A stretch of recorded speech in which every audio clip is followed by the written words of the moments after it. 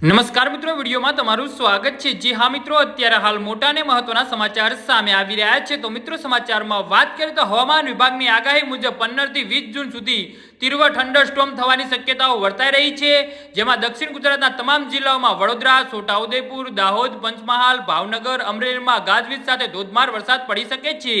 જી હા મિત્રો, તો બીજી તરફ સૌરાષ્ટ્રના ભાવનગર, અમરેલી, બોટાદ, ગીર સોમનાથ, રાજકોટ, જૂનાગઢના તાલુકાના ગ્રામ્ય વિસ્તારમાં વરસાદ પડી શકે છે। એટલે કે ગુજરાતમાં 20 જૂન સુધીમાં મેઘરાજાનું આગમન થાય તે પહેલા પ્રી મોન્સૂન એક્ટિવિટીના કારણે વરસાદ યથાવત રહેશે।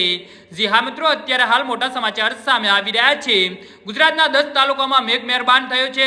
હવામાન વિભાગની આગાહીના પગલે ગુજરાતમાં 10 તાલુકામાં સવારે 6 વાગ્યાથી બપોરે 2 વાગ્યા સુધી વરસાદ નોંધાયો છે। સૌથી વધુ વલસાડના ઉમરગામમાં વરસાદ ખાબક્યો છે।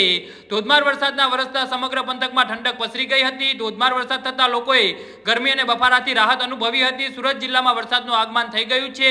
સુરત જિલ્લા અને તાલુકામાં અનેક ગ્રામ્ય વિસ્તારોમાં કડાકા ભડાકા સાથે વરસાદની ધમાકેદાર શરૂઆત થઈ ગઈ છે। અસંખ્ય ગરમીના બફારા બાદ અનેક વિસ્તારોમાં વરસાદ ખાબકતા સમગ્ર પંથકમાં વાતાવરણમાં ઠંડક પસરી ગઈ હતી। ડાંગમાં વરસાદી માહોલ જામ્યો છે। ગત રોજ વરસાદ બાદ આજે ગીર મથક સાપુતારા વાદળોથી ઘેરાયું હતું। વાદળો જમીન પર ઉતરી આવતા મનમોહક નજારો જોવા મળ્યા છે।